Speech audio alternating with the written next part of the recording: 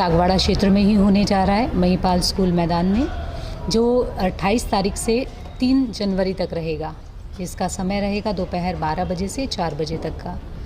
दिव्य ज्योति जागृति संस्थान एक आध्यात्मिक और सामाजिक संस्था है।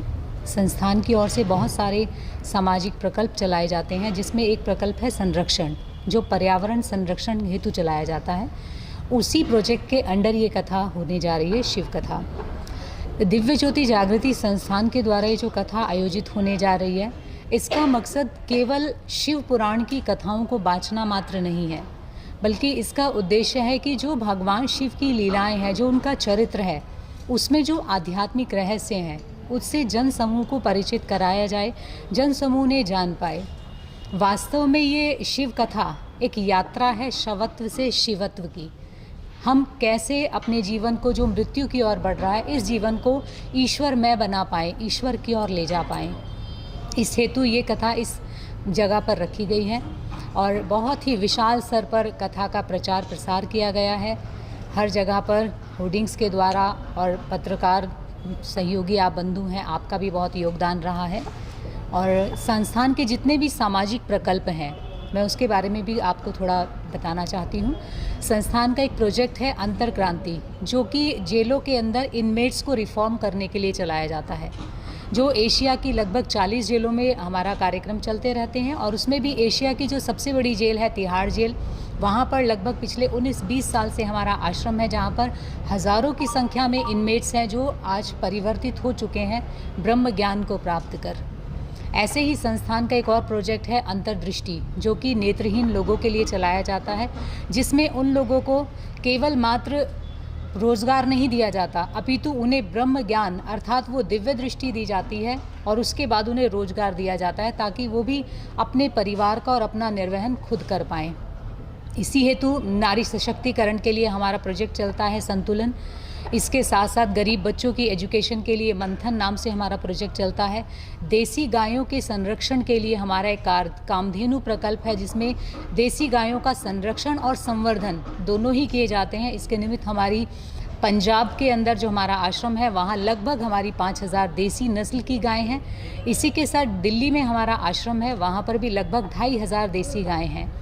तो ऐसे ही संस्थान सामाजिक और आध्यात्मिक दोनों ही स्तर पर काम कर रहा है, क्योंकि श्री गुरु आशुतोष महाराज जी कहा करते हैं कि आज समाज को बदलाव की आवश्यकता है, और हर व्यक्ति ये चाहता है कि समाज बदले, पर प्रश्न ये है कि समाज बदलेगा कैसे।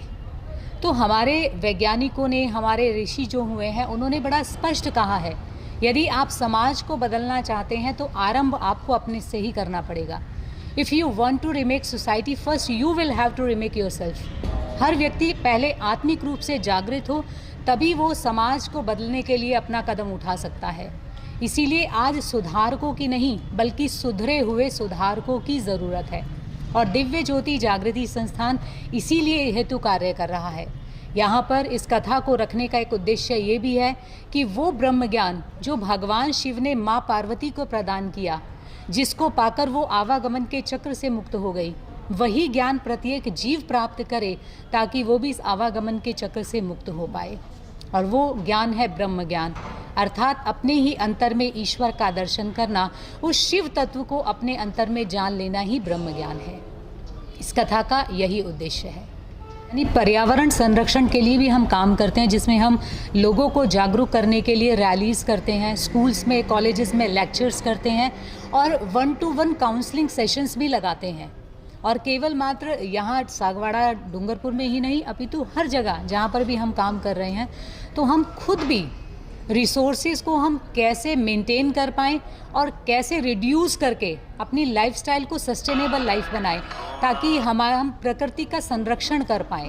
प्रकृति यूज़ करने के लिए ही है, पर मिसयूज़ करने के लिए नहीं है। तो हम इस गैप को समझ पाए, यूज़ और मिसयूज़ का जो गैप है, इसको कैसे हम फिल कर पाएँ, कैसे इसे समझ पाएँ, यही संस्थान करता है। तो इसके लिए हम बच्चों को भी बहुत अच्छे से गाइड करते हैं, हर एक वर्ग के लिए कार्य कर रहे हैं। का कार्यक्रम रहता है हर साल, उसमें ही हमारे 3,500 से 4,000 लोग आते हैं। तो हमारी ये उम्मीद है कि वो लोग तो आएंगे ही, और अपितु सागवाड़ा एक आध्यात्मिक नगरी है, तो लोगों का बड़ा रुझान है कथा की ओर। तो हमारी ये उम्मीद है, हमारी ये अंदाज़ा है कि लगभग 5 से 6 हज़ार लोग आएंगे ही आएंगे।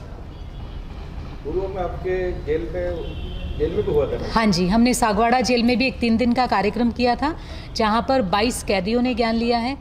उसके अलावा अभी हम प्लान कर रहे हैं कथा के बाद हर महीने हम जेल में एक कार्यक्रम रखें। डूंगरपुर जेल में भी हम 3-4 प्रोग्राम कर चुके हैं।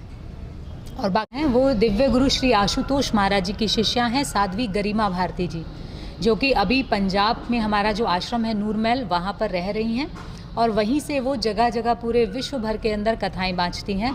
और इसी श्रृंखला में वो डूंगरपुर सागवाड़ा क्षेत्र में भी आ रही हैं साध्वी गरिमा भारती जी, जो कि आशुतोष महाराज जी की शिष्या हैं।